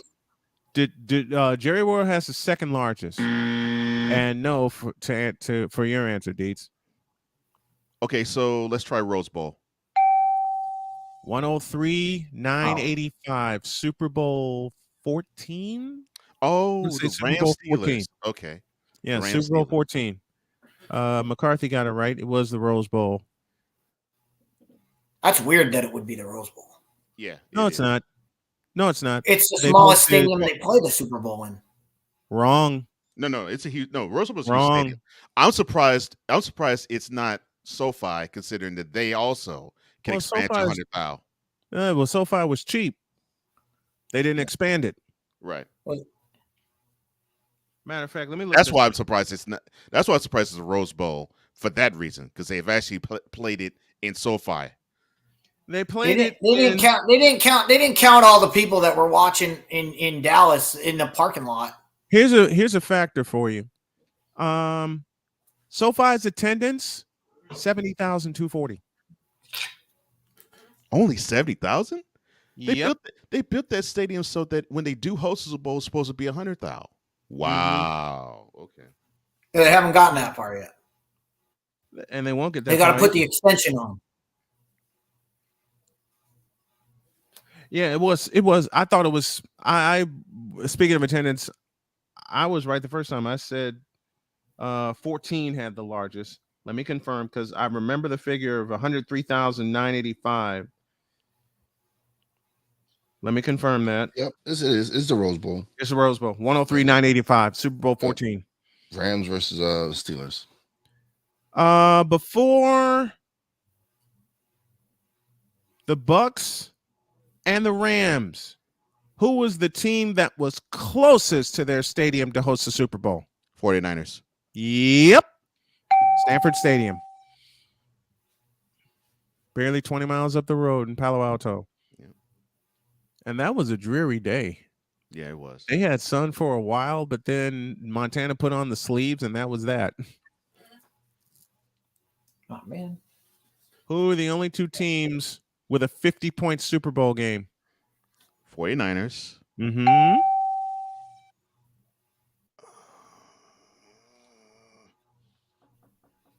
Oh, Cowboys. Yep. 55 and 52. Yeah, the Bills. Yeah, whooping on the Bills. Which two teams combined for the most points in a Super Bowl game? The Eagles and Patriots. No. I'm surprised. What was that? What was that score? It had to be in the 40s. 41-33 was the final score of that one. 41-32. But it's 1 point off the record. Is it? Oh man, I don't know. Atlanta Patriots. That's 84 points total. Okay. I mean 74 points total. Okay. Ooh, 49ers and Chargers. Did the Chargers even score in that Yeah. game? Yeah. 49ers. That's it. That's what I was trying to think. Ryan McCarthy had it. I was just reading that it. was it. I was like, That I was was like, it. I know the 49ers scored a bunch. That's where I was going. Did the Chargers even score in that game? 49-26 was the final score. Yeah, they scored, but it was so inconsequential because the 49ers controlled. They gave a jump. Yeah. 4 plays and they're in the end zone. Mm-hmm. Who's the only receiver to catch 3 touchdowns in the Super Bowl game twice?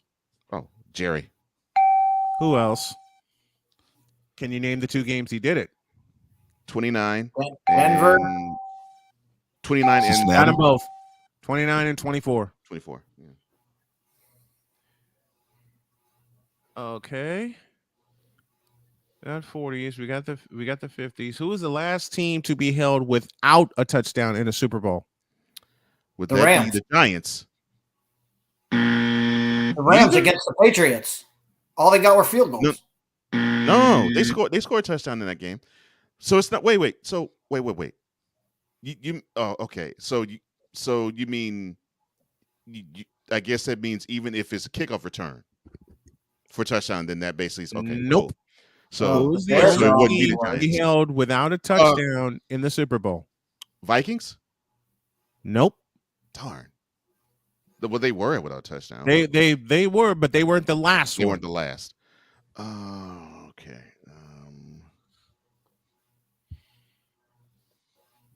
Y'all are going to kick yourselves for this. Oh, Chiefs. There you go. They lost to Tampa Bay 31-9.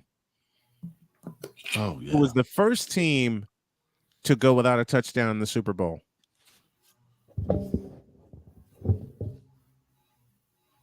Did the Colts score a touchdown? Yeah. Okay, so I'll say the Vikings. The Broncos against the Seahawks. First team. Would it be the Cowboys when they played the Colts? No. Okay. You're getting warm. Had to be early. Oh, Dolphins. 24-3. They lost to the Cowboys. Mhm. They lost to the Cowboys. Which team held the ball for the longest in terms of time of possession in a Super Bowl? Giants. Super Bowl 25. Yeah, 25. Great strategy. Super Bowl 25. They held the ball for 40 minutes 41, yeah, almost 41 minutes. Yep. and kept the game out of Machine Gun Kelly's hands. Mm-hmm. Side- Beautiful strategy. Beautiful. Side That's why note. Parcells is a genius. Yes, he is. Agreed. Thurman Thomas was supposed to be the MVP of that Super Bowl. Who wound up getting it? Was it Hostetler? No. No. No. Otis Anderson. Yes, Otis right. Anderson. And they both rushed for 100 in that 100 game. yards. Thurman They both Thomas did. and Otis Anderson. Matter of fact, Thurman Thomas gave him the lead early in the fourth quarter. Yeah. Only to have the Giants eat the ball for 10 minutes. That was basically if Norwood makes that field goal, Thurman probably would have been the MVP of that Super Bowl. Mm-hmm. Who was the MVP of the first two Super Bowls? Bart Starr. Bart Starr. That would be right. And to take a blatant shot at one Rod West, who's the first one to win 3 Super Bowl MVPs? Joe Montana. Joe Cool. Joe Cool. Try this one. Who was the first quarterback with back-to-back 300-yard Super Bowl appearances? Terry Bradshaw? Terry Bradshaw. Trying to think of who's played in back-to-back Super Bowls. That's 13 and 14. 318. No, check that. 331 in Super Bowl 13 and 318 in Super Bowl 14. He was putrid in the first two. Yeah, he was. But the rules opened up. Rules opened up. And he played a lot better. Mm-hmm. The defense won him a Super Bowl 9. Right. And he was okay in Super Bowl 10. But Franco Harris was. But that was Franco Harris's show, basically. That was Franco Harris' with a couple of good Lynn Swan catches. But and then Lynn Swan. I was going to say Lynn Swan made that ridiculous catch. I want to say Lynn Swan got the MVP of that game, Super Bowl 10. He did because he ended up with the game-winning touchdown and a sideline catch. A good sideline catch and the game winner. Mm-hmm. Yeah, but that game basically was Franco Harris's game, really. Yes, it was. Which team scored the fastest points in the Super Bowl? Bears. No. Wait, No. you mean who scored first? Listen So carefully. it's not the Bears? Who scored the fastest points? The fastest score. Oh, Seahawks. Yes, on a safety. But wait a minute. I thought Devin Hester was on the opening kikickoff.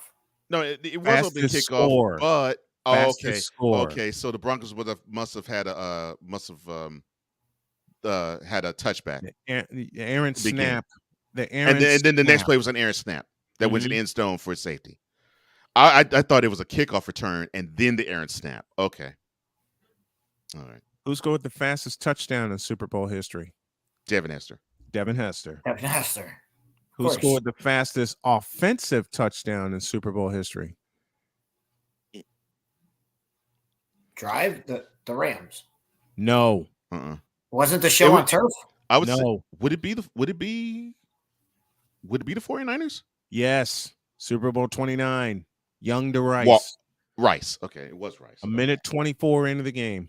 Matter of fact, in that game, they scored the 2 fastest offensive touchdowns. Because Waters scored the next one, right? Yes. Mm-hmm. Ricky. Oh, see, I thought you meant drive. I thought you meant drive. Mm-mm. I thought you meant like time of possession. 2 receivers in Super Bowl 29 caught at least 2 touchdown passes. One of them's Jerry Rice. Who was the other? John Taylor? No. Oh. Didn't we ask this already? Isn't it Roger Craig? No. 29. Ricky Waters. Ricky Waters. Oh. And now, playoff trivia question. Who has the most rushing touchdowns in a playoff game? Most Give you a hint. 1993. Emmett. Oh, yeah. No. In 1993.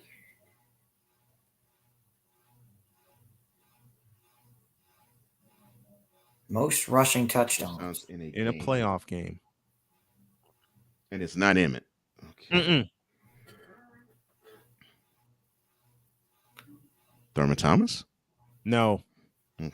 I was thinking the same thing, Cole. I was thinking that Oilers. I was thinking the Oilers. I was thinking it's somebody from the Oilers or the Bills. Mm-hmm. And it's neither. It is me neither. It's neither. That was a nuts game. That was. Yeah, it was. Yeah, it was. I better give this one to you. Ricky Waters. I would not have gotten that against the Giants. So it was the divisional round game. Yeah, divisional round where they beat them 44-3. Mm-hmm. All right, one more Super Bowl trivia question, and then we're going to get out of here. Who's the first player to record 3 sacks in a Super Bowl game? Reggie White. Reggie White, Super Bowl 31. Thank you to Chris Dietz for wasting the first hour. No, I'm kidding. Hey, go back to the chat. Victor loved it, so I'm glad somebody enjoyed it. Listen, I'm kidding around, as I say. If y'all didn't see my reactions, I will have this up a little later, because I just realized some of the reactions I had during Dietz's evisceration. Oh boy! But I do got to say to Victor, who I saw his comment that he loved that. To his comment, 5th down after the Super Bowl, we are going to be doing a lot more of that on our channel, of just basically taking stuff and breaking it down and doing all types of stuff, games, media, draft. We'll be doing a lot of that kind of stuff, and especially getting into the entertainment world, because entertainment's just getting out of control right now. And it needs to be put in its place, and we're going to be the place that does it. So all right. A lot more of that to come. So everybody go over to Fit Down Sports and subscribe. You'll get more. And by the way, on the show tonight, we're going 8:30 tonight. 8:30. Okay. And I'm planning on talking about the Super Bowl and breaking down the prop bets, but you never know if you watched our last episode, you never know what's going to happen. We had 5 people come in, and topics that I didn't even have on the menu, they decided to throw out, and you guys are both in. You guys are both in that ridiculous chat where people said, "Hey, nobody wants to go on camera and debate." I'm right here, and I'm going to be on at 8:30. Come on, we'll bring your debate, and we'll get it done tonight. And tell Dietz why you're wrong. Exactly. Tell me why you're wrong. I love to hear it. That's always. I can't wait till they. So to them to those guys in the chat, come on in. We're waiting for you. If they have the nuts, and I don't think they do. Thank you, Dietz. Love you, brother. All right, thank you, guys. Thank you, man. Passionate.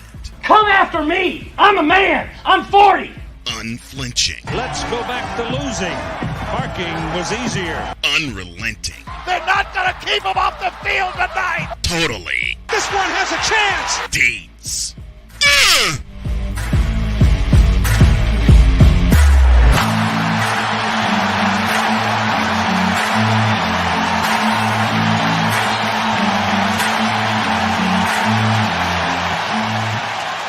That's not just a murmur, that's a full-blown fibrillation.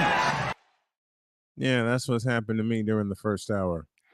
That wasn't a murmur. That was a full-blown fibrillation. Yeah. It was horrible. Good Lord. All right, tomorrow it's all about Super Bowl 57. We'll break down the game every way that we can. You heard the prop bets, and tomorrow we're going to do the real bets. Thank you, Cole. Thank you, Wise. Thank you, Dietz. Thank you to everyone in the chat. Have a great day. God bless. Remember to make your next move your best move, and always remember, if your dreams don't scare you, and they are not big enough. And if you're okay, I got to do it. If you are a fan of LeBron, then you're taking a series of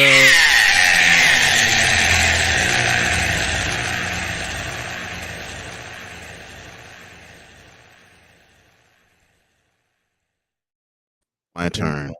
So, yeah, who now cares about the fact that LeBron James holds the most prolific scorer title of all time in the NBA? Who actually thinks LeBron James is a good basketball player? Who actually thinks and gives a damn that LeBron James is supposedly the greatest of all time? Better question, who actually thinks LeBron is the greatest of all time? Those with a sound mind and brain. Why the you lying? Why you always lying? Oh my gosh. You had to cross me up with that. Yes. What? We're out of here. See you tomorrow for Super Friday.